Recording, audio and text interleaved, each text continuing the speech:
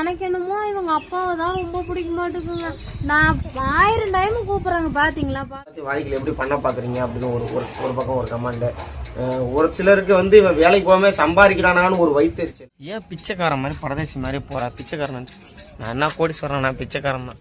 ஹாங்க எல்லாரும் எப்படி இருக்கீங்க? நீங்க இந்த கெட்டப்லாம் கொஞ்சம் மாத்தணும். பரதேசி மாதிரியா இருக்க மாட்டீங்க எல்லாருமே. காரணம் இதுக்கு எல்லாம் காரணம் யார் தெரியுமா? இங்க பாருங்க உட்காந்துருக்காங்க பார்த்தீங்களா, இவங்க தான். காலைல எஞ்சி துணி துவைக்கிறதுக்கும் சரி, குளிக்கணுனாலும் சரி, ஒரு ஆள் மாற்றி இவங்களை பார்த்துக்கிட்டே தான் இருக்க வேண்டியது.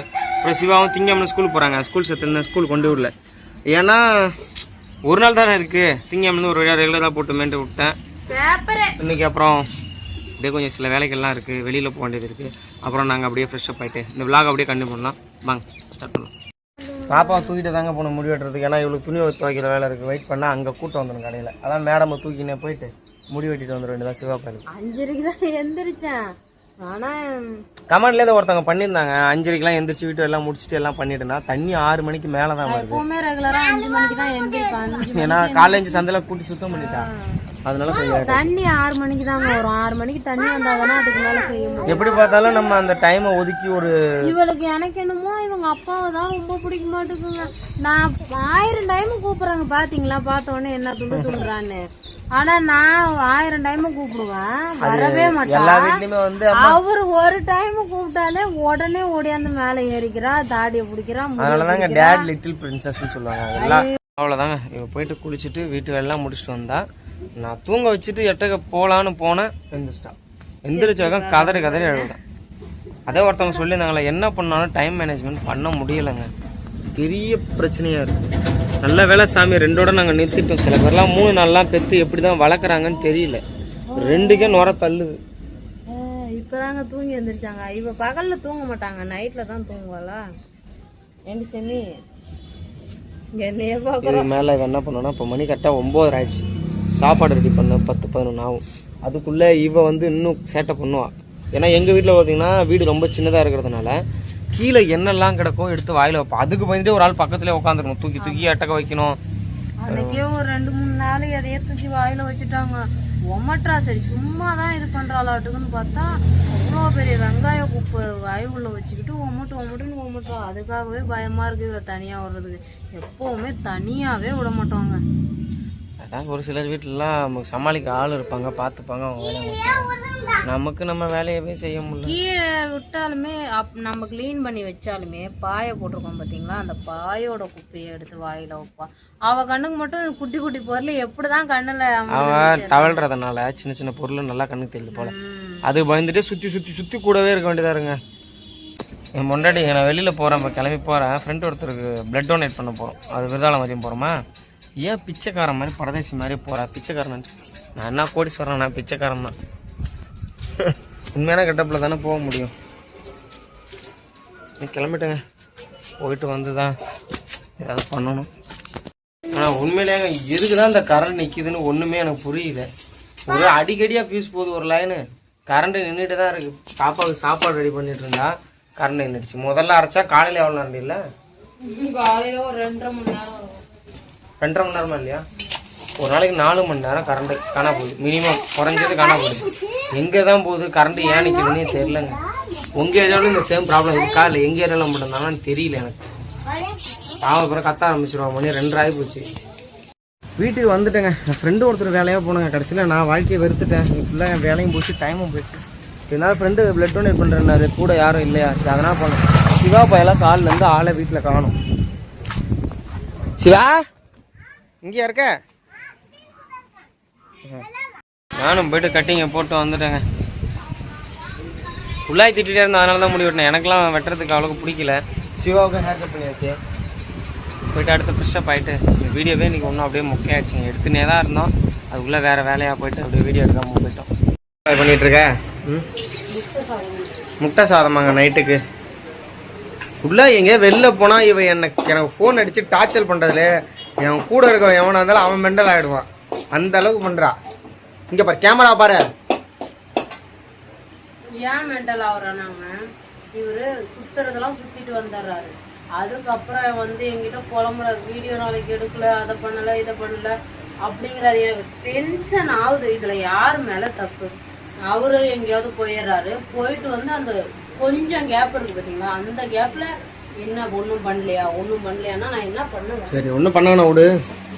முடிஞ்ச பாத்தீங்களா, நான் முடி வெட்ட பயப்படுற காரணமே இதுதாங்க. இதுக்கே கமெண்ட்ல வேற நிறைய பேர் ஏன் முடிய வெட்டாம சுத்துற, முடிய வெட்டுனாங்க. இவ ஒரு பக்கம் என்கிட்ட சண்டை போட்டுருந்தா, சிவாவுக்கு தான் வெட்டுற, நம்மளும் வெட்டலான்னு வெட்டினாங்க. வெட்டினோடனே இது நான் தானா ஏன் முடிஞ்சுதான்னு எனக்குமே சந்தேகமா இருக்கு. இதாவது சொன்னாலும் வெட்டிருக்கேன். எல்லாரும் எப்படி இருக்கீங்க? காலையிலே நீ வீட்டில் ஏதாவது ரெடி பண்ணலாம் தான் போனேன். காலையில மைண்ட் அப்செட் ஆயிடுச்சு. அப்புறம் வந்து அப்படியே உட்காந்துட்டேன். அதோட முக்கியமான இதில் ஒரு விஷயம் ஷேர் பண்ணுங்க உங்கள்கிட்ட. மோஸ்ட்லி வந்து எனக்கு திரும்ப திரும்ப கேட்குற கேள்வி, இந்த 2 வருஷமா நீ என்ன வேலை செய்யுதுன்னு கேட்குறாங்க. நான் கொத்தனார் வேலைக்கு போயிட்டு இருக்கேங்க. கொத்தனாரா கூலி வேலை எல்லா வேலைக்கும் போவோம், கொத்தனாராகவும் போயிட்டு இருந்தேன்.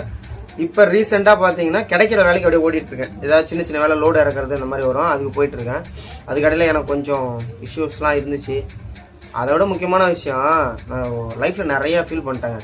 நம்ம வாழ்க்கையில் எல்லாரும் பண்ணுற ஒரு பெரிய தப்பு என்னன்னு கேட்டிங்கன்னா, நமக்கான நேரத்தை நம்ம யாருக்காகவோ ஒதுக்குறது தான். என்ன சொல்ல புரியுதா? புரிஞ்ச மாதிரி நடிப்பாரு, திரும்ப அதே தான் பண்ணுவாரு. இல்ல பொதுவாகவே சொல்றேங்க, நான் என்னோட வேலையை நான் செய்ய தவறிட்டு இருக்கேன். வாழ்க்கை எனக்கு 2வது வாய்ப்பு கொடுத்துருக்கு. இன்னுமே அதை நான் வீணாக்கிட்டு இருக்கணும்னு இப்போ 2 நாளா எனக்கு தோணிட்டு இருக்குது. போன் அடிச்சு வேலை இருக்கான்னு கேட்கறாங்க ஒரு சிலர். இது வந்துடுறா, வேலை கன்ஃபார்ம் இருக்குடா, அப்படிடா இப்படிறாங்கிறானுங்க. நான் சொல்றேன், ஏன்னா வீடியோ போடுறான், நான் அதை கெடுக்கணும் எப்படியாது. நம்ம சரி போவோம், எங்கேயாவது இங்கே கிளம்பி போகலாம், லோக்கலில் சில்லற வேலையாக இருக்கு, ஏதாவது ஒரு நல்ல போகலாம், ஒரு பன்னெண்டா கிடைக்கும்ட்டு கேட்டா ஆள் இல்லை, அப்புறம் கூப்பிட்றேன்ட்டாங்க அப்படிங்கிறாங்க. ஆக மொத்தம் இவன் இங்கே வேலையும் செய்யக்கூடாது, வீடியோவும் போடக்கூடாது, உருப்பிடக்கூடாது அப்படின்னு சுற்றிட்டு இருக்கானுங்க போல இருக்கு. நான் போய் எவனையும் தெரியும் எனக்கு வேலை கொடுங்கடான்னு கேட்கல, ஒன்றுமே பண்ண முடியலங்க. கடுப்பாகுது, சுற்றி கடுப்பாக தான் ஆகிட்டு இருக்குது. நம்ம ஏற்கனவே உங்களுக்கு தெரியும், அதுக்குள்ளே ஒரு சிலர் என்ன சொல்கிறாங்கன்னா, நீங்கள் எதுவுமே பண்ணாமல் எல்லாத்தையும் வாழ்க்கையில் எப்படி பண்ண பார்க்குறீங்க அப்படின்னு ஒரு பக்கம் ஒரு கமெண்ட். ஒரு சிலருக்கு வந்து இவன் வேலைக்கு போகாமல் சம்பாதிக்கிறானான்னு ஒரு வைத்தறிச்சல், பல இது ஓடிட்டு இருக்குது. உங்கள்கிட்ட ஒரே ஒரு விஷயம், இந்த வீடியோக்கு மட்டும் ஹைப் பண்ணிக்கோங்க.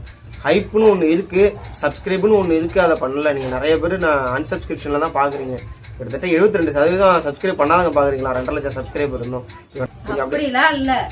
இல்லைங்க, அது இன்னும் என்ன கேட்குறாங்க பார்த்தீங்கன்னா, நீ என்ன வீடியோ போடுறேன்னா, எங்களை மாதிரி கப்புள் சேனல் போடுற சேனல் வந்து பார்த்தீங்கன்னா லட்சக்கணக்கான சேனல், அவங்க என்ன போடுறாங்க? ஒன்றுமே போடல, இதே தான் பண்ணுறேன். நான் காலைல சோறாக்குனா குழம்பு வச்சேன், அங்கே வந்தேன் இங்கே வந்தேன். என்டர்டைன் பர்பஸ் தாங்க. நாங்கள் எங்கே போகிறோம் என்ன பண்ணுறோம், எங்களோட லைஃப் ஸ்டைல் உங்களுக்கு ஒரு விதத்தில் டைம் பாஸ் ஆகலாம். அது ஒரு சப்ஸ்கிரிப்ஷன். நீங்க பணக்காரங்களா இருக்கலாம், நாங்க அப்படி இந்த மாதிரி இருக்கோம், உங்களுக்கு எங்களோட லைஃப் ஸ்டைல் எப்படி தெரியும். ஒருவேளை நீங்க ஏழையா இருக்கலாம், நாங்க கொஞ்சம் ஏதாவது அதை விட கொஞ்சம் இருக்கலாம். உங்களுக்கு என்ன பண்றோம் அப்படிங்கிறது தெரியும்ல. நீங்க சாதாரணமா எங்க வீட்டுக்குள்ள வந்து எல்லாரும் போய் வர முடியாது, நாங்க எல்லாம் பண்றோம், எல்லாத்தையும் பார்த்துட்டு இருக்கலாம். அப்படியே அதுக்கு இன்னொருத்தர் வேற கமெண்ட் போடுவான். லைஃப் ஸ்டைல் போட்டுட்டு இருக்கோம், அது இல்லாம உங்களுக்கு என்ன பண்ணும், எந்த இடத்த புதுசா அது மாதிரி சொன்னா கூட செய்வோம். அதை விட்டு கமெண்ட் தொடர்ச்சியா வந்துட்டே இருக்கு. இன்னைக்கு அந்த டிப்ரெஷன் எல்லாம் என்ன பண்ணிடுச்சுன்னா வெளில வந்துச்சு. பத்தாத்துக்கு என் பொண்ணோட அருணாக்குடி வர பிச்சு போட்டுறாங்க. டைட்டா கட்டிட்டாங்க. அதுக்கப்புறம் நேத்து டைட்டா கட்டிட்டேன். அதுக்கு முன்னாள் வரைக்கும் ஒரு 2-3 மாசமாவே ரொம்ப லூஸா இருந்தது. அதை கட்டுறதுக்கு கூட நேரம் கிடைக்கவே இல்லை. இன்னைக்குதான் மேடத்துக்கு கட்டி விடுறோம். அதுவும் சாமி அதை கட்டுறதுக்குள்ள எனக்கு என்ன பாடா கொடுத்துறேன், கையில இதை கொடுத்துட்டு படுக்க வச்சிருக்கேன்.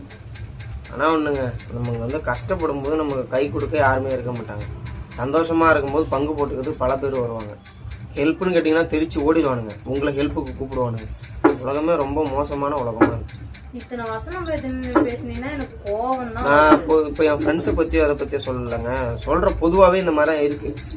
என்னை சுத்தி என்னென்னமோ நடக்குது, அதை எல்லாத்தையும் ஃபீல் பண்ணிருக்கேன். இந்த 30 வயசாயிருக்கு, இந்த கன்றாவியெல்லாம் புரிஞ்சுக்கிறது. இதெல்லாம் ஒரு 5 வருஷம் 6 வருஷம் இல்லை கல்யாணம் புரிஞ்சிருந்தா நேரம் லைஃப்ல செட்டில் ஆகிட்டு உங்களை கூப்பிட்டு வந்திருப்பேன், நல்லா இருந்திருப்பான். இவங்க அம்மா என் மேலே கேஸை கொடுத்துருக்க மாட்டாங்க, அவனும் என் மருமகன் பணக்காரனா இருக்கான்னு விட்டுருப்பாங்க. முதல்ல பொண்ணுங்களை துரத்தி ஓடுறத விட்டு பணத்தை துரத்தி ஓடினாலே வாழ்க்கை நல்லா இருக்கும். காசு இல்லாம கல்யாணத்தை பண்ணிக்கிட்டு அவளை ஈத்து போட்டு அடிக்கிறது, என் நகை மாமியார் வீட்டுல இருந்து எடுத்துட்டு வரலங்கிறது. நம்ம கிட்ட எல்லாமே இருந்தா ஏன் என்ன பண்ண போறோம்? நல்லவனா இருந்தா சொல்றேன், கேடு கட்டவனா இருந்தா என்கிட்ட எல்லாமே இருக்கு, நீ பிச்சைக்காரி வீட்டு வேலைக்காரி அறியுமா. அதனால உங்க வீட்டுல பசங்க இருந்தாலும் குழந்தைங்கள்ட்ட ஒரு விஷயத்த சொல்லி வளங்க. லவ் பண்றதெல்லாம் கெட்ட பழக்கம், போதைப் பொருள்களும் கெட்ட பழக்கம்.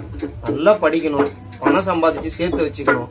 உனக்கு பிடிச்சதை சாப்பிடு, பிடிச்ச இடத்துக்கு சுத்து, கண்ட தருதலைங்க கூட சேர்ந்து கண்ட தப்பை பண்ணி நாசமா போயிடாத.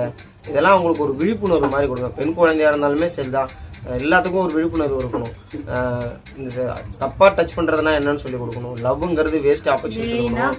படிக்கணும். கம்பு சுத்துறது கராத்தே கேர்ள்ஸுக்கு ரொம்ப அவசியம். அதாங்க சொல்றேன். எனக்கு இப்ப நிறைய விஷயம் புரிஞ்சிருக்கு. பணம் முக்கியம் தான் வாழ்க்கை வாழ்றதுக்கு. அதை தாண்டி நிறைய எக்ஸ்பீரியன்ஸ் பண்ணிக்கணும். மக்கள் எப்படி இருப்பாங்க, நம்மகிட்ட பழகுறவங்க யார் எப்படி பழகுவாங்க, இதெல்லாம் சொல்லி கொடுக்கணும். நல்லா பேசுவான், ஆனா அவன் நல்லவனா இருக்க மாட்டான். படத்துல கூட டைலாக் வரும் பாத்தீங்களா, அந்த மாதிரிலாம் நான் என் வாழ்க்கையில் நிறைய அனுபவிச்சிருக்கிறேன். ஏன் இப்போ இதெல்லாம் நான் உங்கள்கிட்ட சொல்லிட்டு இருக்கேன்னா, உங்ககிட்ட ஷேர் பண்ணணும்னு தோணுச்சு காலையிலே. அந்த வீடியோ நேற்று முடிக்கல. அதான் சரி இந்த வீடியோ முடிச்சிடலாம், இதெல்லாம் டிப்ரெஷன் ஆச்சு உங்கள்கிட்ட ஷேர் பண்ணிடலாம்னு குட்டி தள்ளிட்டேன். இன்னொரு வீடியோ வந்துக்கலாம். பாய்.